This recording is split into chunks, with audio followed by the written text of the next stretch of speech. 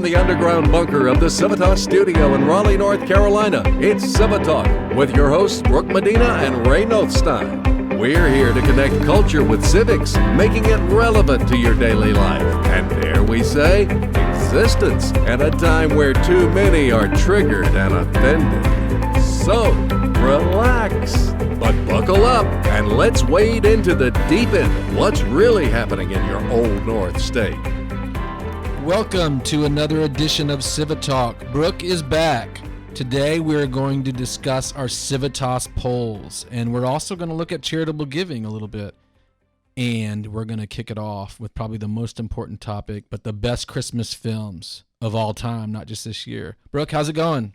Very good. I'm so glad to finally be back with you guys. I feel like I have missed out on... Yeah, you've missed a lot. On Civitalk. It's been sad. I've been traveling so much, but glad to finally be back in the saddle and talking with you and having fun. What are you most looking forward to this Christmas? Ooh. Okay. The shallow side of me is most looking forward to wearing pajamas all day long over Christmas break and sitting on my couch. That sounds really good. And the more sentimental side of me is looking forward to baking some Christmas cookies with my kids and decorating them and just family time. What about you?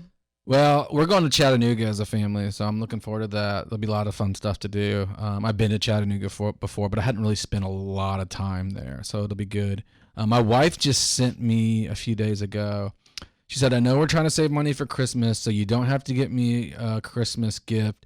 But then she's like, if you change your mind, here's like an 8-page list. How do you interpret that? I love that. I have so much more respect for Kelly than I even already had, which was a lot. So that's amazing. Kelly, so as there's no doubts what I'm supposed to do with something like that, with that kind of information. It means you need to buy at least 50% of what's on that list. Whoa, I don't know about that. That's so get to shopping as soon as we're done recording. Ray is going to go on Amazon and start ordering his wife. I'm not a good shopper though. But she gave you a list. I know. That's true. Good point. I mean, but still, there's no I still excuse. have to click the button. I will look over your shoulder and we can do this together. Actually, James only gave me one item on his list. Oh, really? Yep. I mean, he's a Can techie. you talk about it? Yeah. He's probably not listening. Yes, I can. And he probably knows he's getting it anyways. He already does. He's already given me the coupons for it. He just wants a new pair of AirPods. So he's pretty easy peasy. So now the AirPods, I don't know much about AirPods, but do they have the ones... Are the ones with the wires back in style now? I don't think so, and I'm not sure the AirPods even have any wires. Or not the kind I'm thinking of, but there are some that come with your iPhone that would have wires, but these actual AirPod Pros are different, and they're obviously wireless and amazing. Okay, because I thought I saw some like new AirPods that weren't wireless, but maybe I'm I have no something. idea. Okay. I'm not on the up and up. And people were like saying they were better than the wireless ones, but I had that hard time of believing that. But who knows? Yeah, I don't know. Some Apple techie just out always there takes my money. Is yelling at me and saying how stupid I am, which is true. When it comes to tech stuff, I'm not in the we saddle. have a podcast. Yeah. Who let us do that? Yeah, that's a good point, Brooke. So if you are retired out there, if you have nothing to do with your life, you can come and you know about tech. You are invited as a volunteer, of course, because we don't know if we can get you any money. We might be able to get you a lunch or something. But if you want to come up here and volunteer and train us on technology stuff, then just reach out to us on email or however. Just call the office. We will listen to you if you are a sane and rational person. And please bring cookies. But okay, so Ray, also before we get into the meat, we have to talk about best Christmas films. Yeah. What's the top one? Gosh, that's so hard because I'm probably a traditionalist in this sense. There's some great Christmas films out. There's some really bad Christmas films like Bad Santa, which I don't think I've ever seen. But there's some bad Christmas films out there. But I've always been partial, at least since I was probably 15 or 16, to It's a Wonderful Life. Oh, yes. I'm a big Jimmy Stewart fan to begin with, and he has another great film that takes, these are probably several around Christmas, but one I'm really familiar with too is called The Shop Around the Corner. Did you know that what that was remade? Not Little Shop of Horrors. No, The Shop Around the Corner. Do you know what a remake or do you know who the remake of that film is? It's actually No. You've Got Mail is the remake. Oh, okay. But Shop Around the Corner was through actual snail mail. But it's a fascinating film, and I know it comes on if you have Turner Classic Movies or something, it comes on there every once in a while, but you can go out and probably find it elsewhere. I could rent it at Blockbuster. It's a really good film. I feel like it's not dated in some ways like some films are. I mean, it's just kind of a great romantic story.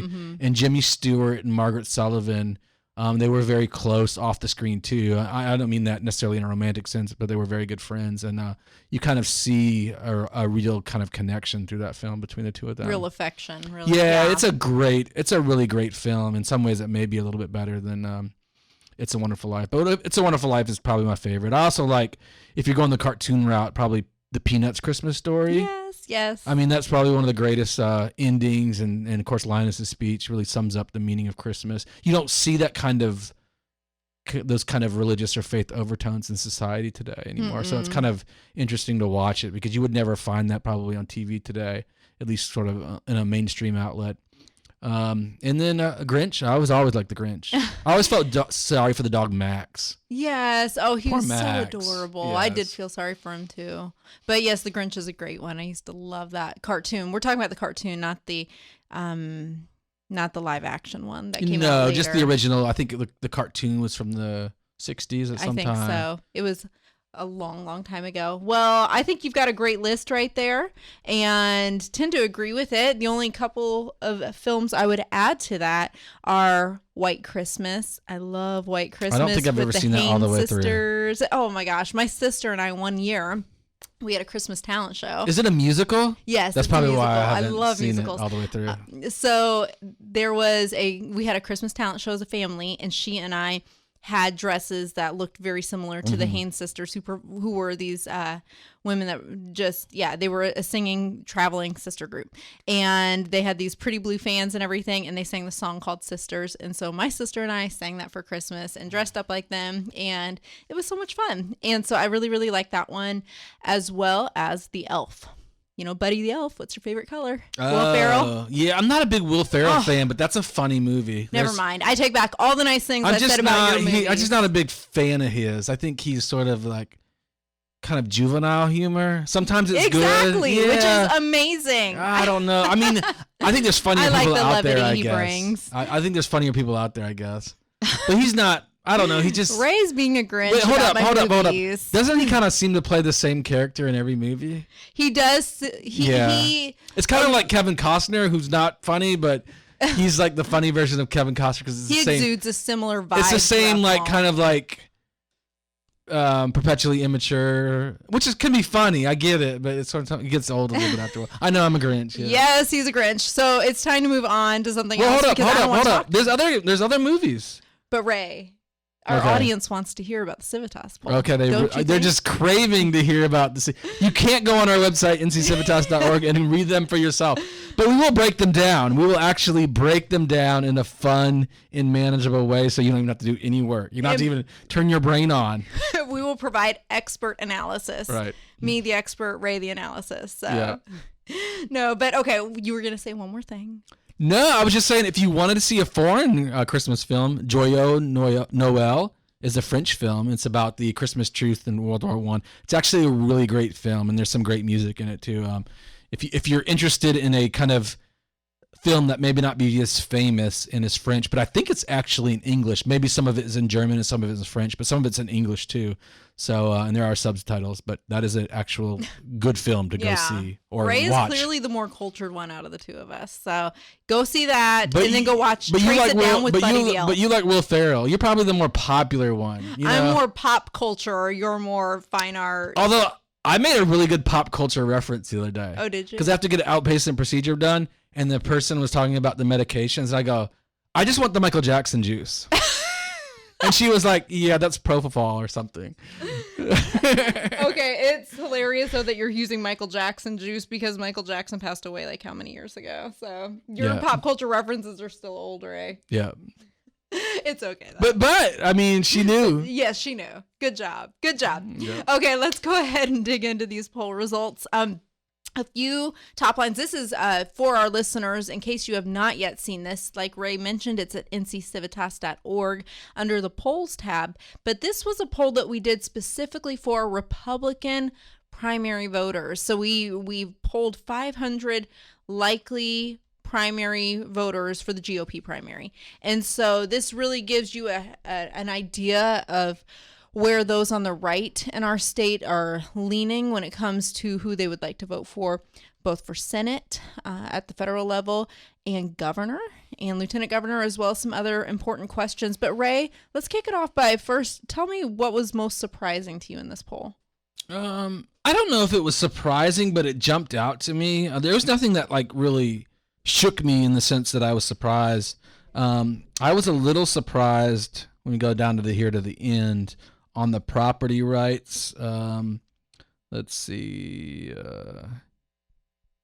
Total favor 57%, total opposed 15%, strongly favor 40-17. This was on. Here's the question. I'll just read it. A state constitutional amendment to prohibit condemnation of private property except for a public use and to provide for the payment of just compensation with the right of trial by jury in all condemnation cases. Can you break that down for us?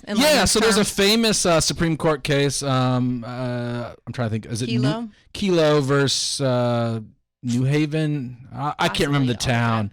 I can't remember the town in Connecticut, but it took place in Connecticut. I feel like London? New London, yes. I should know that because my grandfather was born there from that area.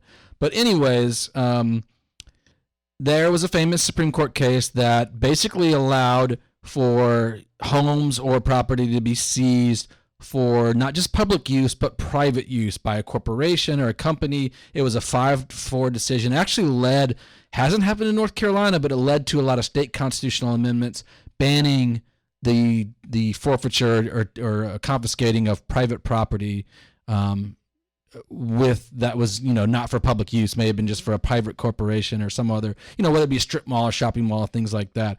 That should never happen, obviously. Right. Thomas was one of the dissenters in that case, Judge Clarence Thomas. He had a great line. He's basically saying, while citizens may be safe in their home, they're not safe from basically having their home seized from them.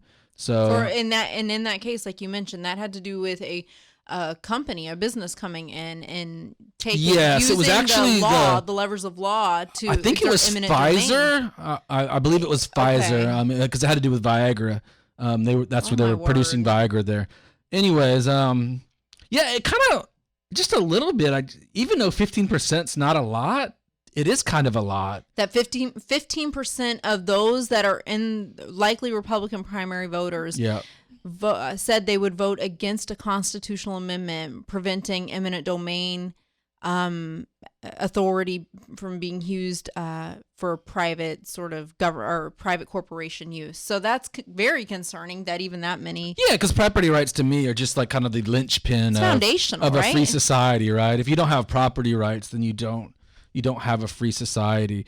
And so David Souter, he was the Republican appointee that actually went with the 5 in ruling against that decision. And of course, I believe that, and I could be wrong about this, but he fought. There was kind of some hypocrisy or something because he fought against someone trying to seize some of his land in a different. I think was successful. So wow, that's. So this is something that very well could be on a ballot going forward. This is a way that North Carolinians are able to have a say in what amendments are placed in our state constitution, just like we did this past November of 2018 when it came to voter ID and income tax caps. But let's go ahead and also look at some of the national issues that are driving voters to the polls on the Republican side. And so we asked these 500, which of the following national issues is most important in determining your vote in 2020? And then we gave them a list of a number of options, but at the top of this list, at 30% were jobs in the economy. And right after that, at 19% was immigration. I think that's definitely, we see that on the news, a lot of news surrounding immigration issues, the border wall. That was one of the reasons that President Trump was elected. I feel like, especially in some other states that bordered our southern neighbor. But what are some of your thoughts on those being two primary it didn't issues? surprise me at all. I mean, most voters, at least, I think there's a media narrative trying to turn people away from this, but traditionally most voters are pocketbook voters, right? I mean, they tend to vote if the economy is going well, especially if you're kind of a swing voter, not necessarily a primary voter where you're just going to be loyal to whoever your party nominee is in most instances, not always.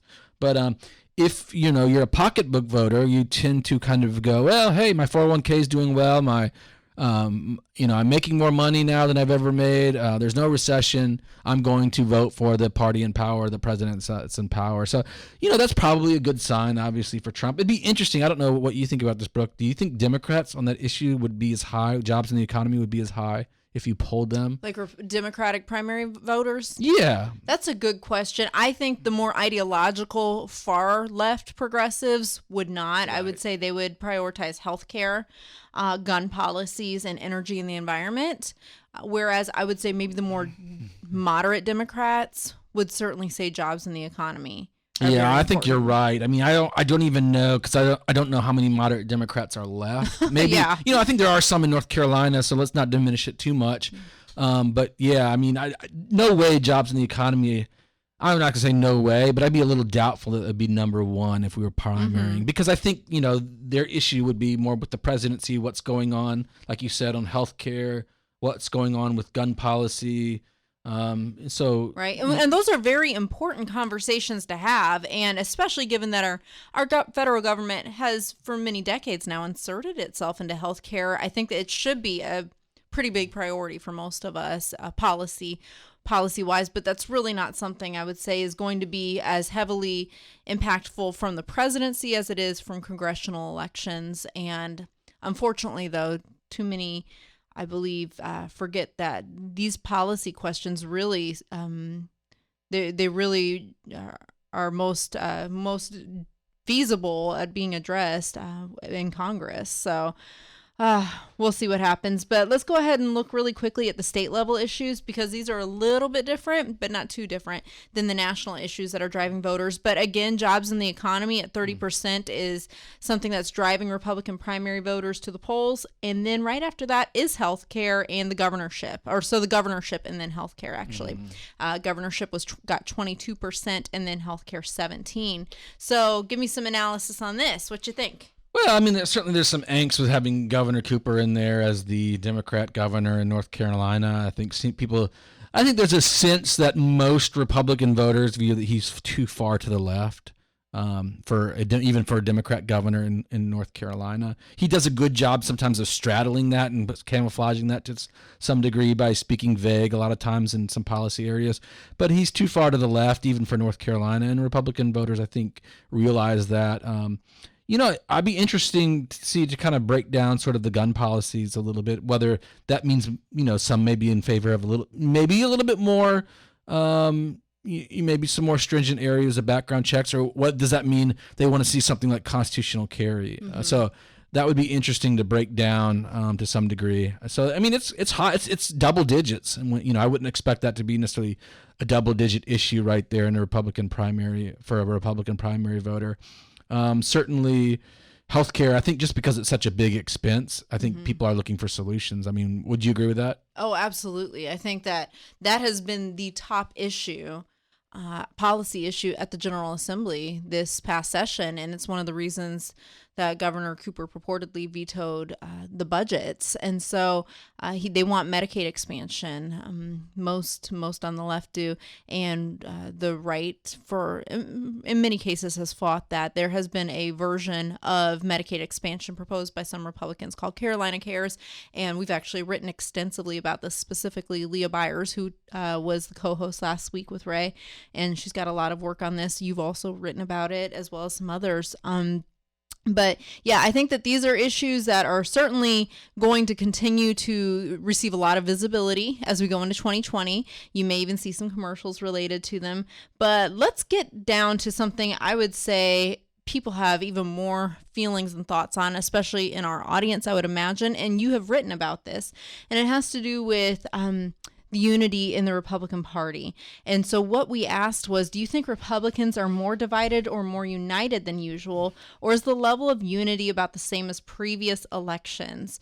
So 18% said that we were more divided, whereas 53% said more united, 23% about the same, and 7% not sure. But you wrote an interesting piece about this and related to President Trump, and is he a unifying force in the Republican Party in our state? So why don't you share a little bit about that? I think Trump is, and I don't think it's just because of Trump's rhetoric or Trump's nature. I don't think that's unifying per se. It's certainly not unifying to certain swing voters or certain people. Obviously, almost everybody on the left, they get angry about Trump about that, and that's understandable to some degree. But I think what Trump is doing is, this has kind of been my sense. There's things I don't like about Trump. There's things I really like about Trump. But there's something about Trump that is different than a lot of past nominees. Certainly somebody like Romney. Trump's willing to defend Republican voters, conservative voters out there. He's willing to defend an element of this population who've kind of been spit upon, stamped over is the word I'm looking for. He's fought back and take a lot of the brunt for a lot of people out there who were marginalized in society. And, sometimes we always think about, we tend to look at people are marginalized by race, or people are marginalized by ethnicity or wealth or this or that. But Trump has kind of fought back against, for a lot of people who just, I think obviously people out there know what I'm talking about, but the whole deplorable factor that was used by Hillary Clinton and that statement. And, in a sense, Trump has kind of just been that brunt for a lot of people. He's taken a lot of shots for them, and he's out there defending them. Yeah. He kind of made I don't really watch much of his rallies, but I turned in a little bit of that Hershey, Pennsylvania rally they had the other night, because I hadn't seen him on the campaign stump in a long time.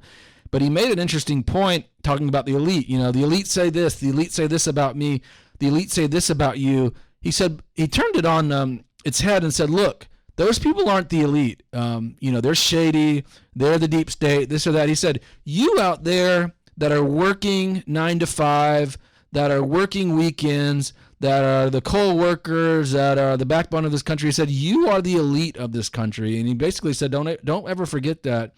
And, there was this palpable sense that Trump represents the forgotten man. Even if a lot of his policies are wrong, I think some of his rhetoric is correct. I'm not talking about the tweets where he's shaming people or this or that, but I think when he kind of taps a certain level of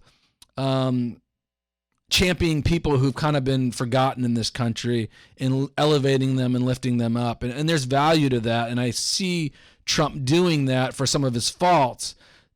When he does that, to me, he kind of just goes for the underdog, and to me, there's value in that. And I could go on and on about this while he's uniting certain parts of the party. Partly impeachment plays into that as well, because people look at the Democrats who came into office in Congress saying they were going to impeach the president, and now what's happening is, they're actually impeaching the president. Well, it's hard to go into election basically saying you're going to impeach the president and then actually go do it. So I think probably a lot of people look at this impeachment as a partisan rally for the Democrats, and that's uniting the right. It's certainly uniting the Trump in terms of fundraising the Republican Party. They're raising massive amounts of money off of this.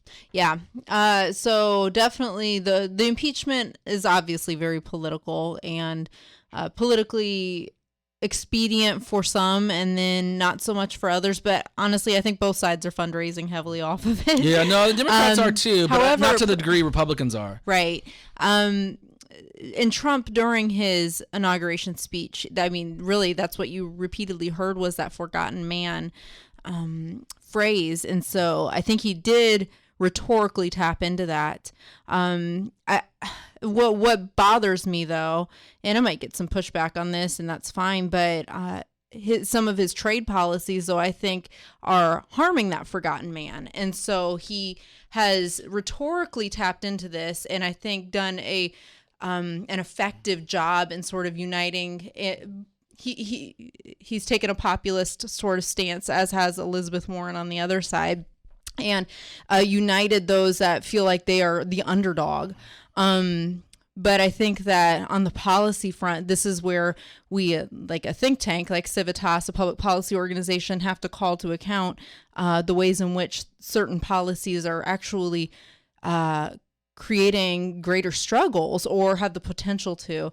And so I think that this is something that Republican voters have to square. Is, the intentions might be good, but are the policies actually going to produce the outcomes that we're hoping and lead to greater American flourishing? Yeah, it's hard to say because there's certainly some people in sort of middle America are suffering. But, the stock market continues to hit all-time highs. I mean, it's happened like 4 or 5 times in the last 3 or 4 months, I think, maybe a little bit more. So, Trump feels that maybe he's in a position of strength where he can renegotiate some of these trade deals because the economy keeps humming around. But there's no doubt, I agree with you, that it's hurting certain farm industries. It's hurting certain exporters in rural areas and agricultural sectors, which were heavily supportive of the president. So it'll be interesting to see.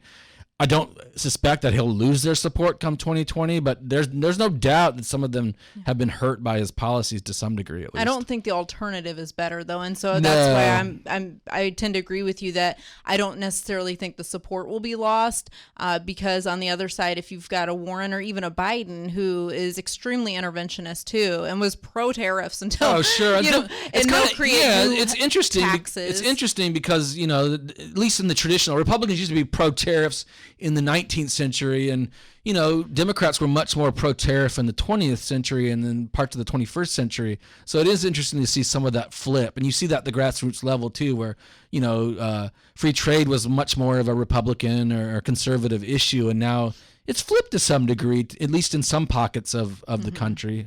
Yeah, certainly. So these are just some things that, as with all of voting, but especially when it comes to some of these nuanced policy issues, it requires a lot of digging and consideration, and something that's always helped me personally, and I don't know, maybe it will help someone else out there too, but is just returning to first principles. Like, what are some of the core non-negotiables that I, as a citizen, as a just human being living here in the United States, the just greatest nation ever, what are some of the core principles that I want to always uphold even in my votes? And obviously, I would say the right to life is a non-negotiable, as is private property. We discussed that, and liberty, individual liberty so that we can choose the good, though, not so that we can be libertine. Right. And so I think these are some important things that we have to consider. And so anyways, there is an excellent piece, though, on this. Ray offers some more analysis at our homepage.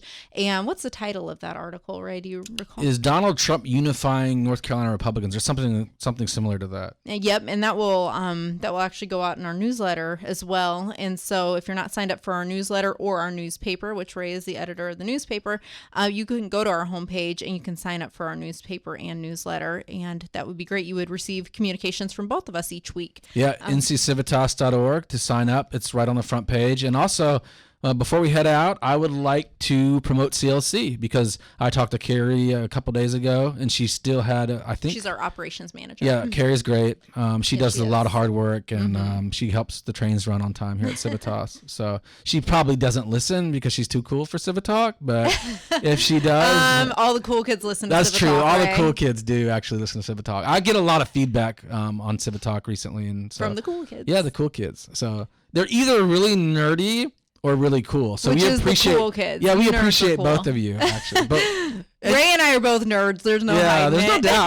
I read that. I'm definitely nerdy because I finished 3 books in the last week and a half. Oh, you were such a show off. Stop showing off. And some of these were like, I feel bad about my reading life. One of these books was like true crime kind of book. So it's not like I was getting smarter. It was about a Texas murder conspiracy or something. Well, I'm reading The History of the Conservative Intellectual Movement by George Nashville.